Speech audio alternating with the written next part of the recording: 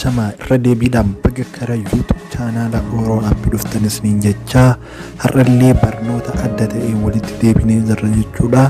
Kanaafiyyuu warroonni YouTube chaanaala koo Oro App dhaaf haaraa taatan subscribe gochuudhaanii maatii nuuf ta'a. Akkasuma ijoollee kenna like share gochuu hin dagatinaa isiniin jecha YouTube chaanaalli koo Oro Appiin isa kana fakkaata. Kanaafiyyuu warroonni haaraa taatan subscribe gochaa maatii nuuf ta'a.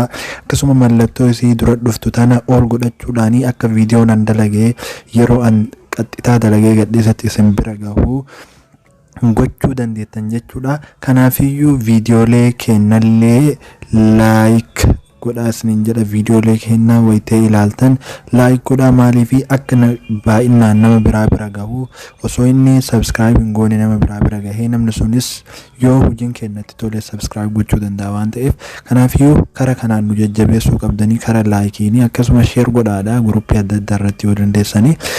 Okay, kanaafiyyuu har'a barnoonni kenna aappii wahiiti. Aappiin sun maalidha? Amma fakkeenyaa fi WhatsApp keessan namni isini barreessee wayiteen waan san dileet godhe waan san akkamitti akka baasuu dandeettan jechuudha. Emails taatee Messengeras taatee waanuma ta'eyyuu haa ta'u jechuudha. Wayitee namni chat yookiin barreeffama wayii isini barreessee dileet godhe wanni sun maal akka inni dileet godhe ilaaluudhaaf jechuudha. Yoo namni illee isin arrabsee ka sodaatee dileet godhu taate yookiin waanuma ta'eyyuu haa ta'u yoo namni waan fedhe isinirra barreessee dileet godhe akkamitti akka baasuu dandeettan isin mul'isaa na duuka turtii godha. Ammaaf warroonni Google Play qabdan jechuudha. Google Play irraa buufattanii warroonni hin qabne dammoo linkii isaas jalasni kaa linkii irraa buufachuu dandeessan jechuudha aappicha kana. Kanaafiyyuu aappichi illeen maqaan isaa akkuma asirraa argitan kana dileetis messenger jedha. Isa kana fakkaata.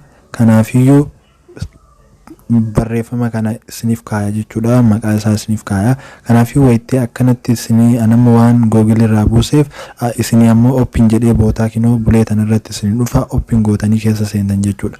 Anammaaf waan gabbu'ee jiru duuba deebi'eeti gabbuufadhee jira waan ta'eef isinii mul'isaas keessaayi. Okay, anamma kinoo isa kana jechuudha. Aappiin irra gadhooytanii yoo inni akkanatti isinii gaddaawloot ta'e egaa irra gadhooytanii booda accept isa jedhu kana gattuutan.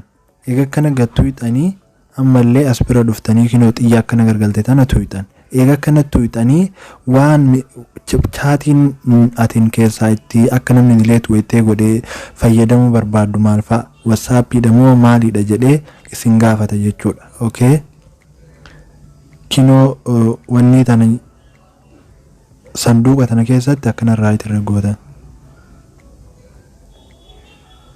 Messenger illee waan namni isin barreessuun hundayyuu jechuudha.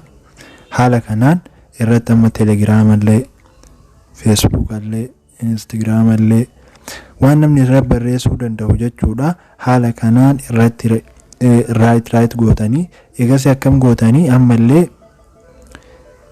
xiyya garanaa tana kinoo ni agartan jedheeti yaada. Takara harka mirgarra jirtu tana ni tuutanii eegas eega tuutanii booda haala kanaan isinii dhufa ammallee akkana gootanii ammallee tuutanii.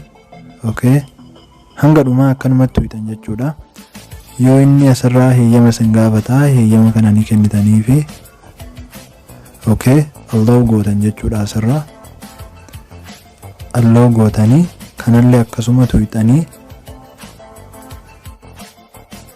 kanaanii itti fayyadamuu dandeettan jechuudha. Meseejii namni isinii barreesse as keessa seentanii ilaallachuu dandeettan jechuudha haala kanaanii. Okay, kanaafiyyuu amma waan namni naaf barreessiniif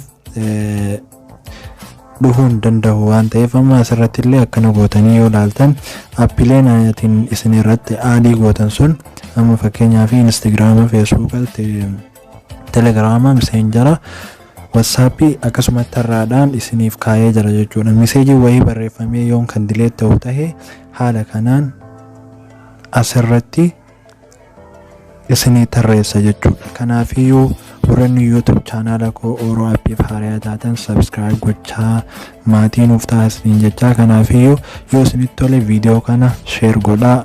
nu bira dhaabbadhaa. Galatooma. Hanga barnoota biraatiin walitti deebinutti gaaffii yoo qabaattan koomantiidhaan naa barreessaa isiniin jedha. Nagaatti.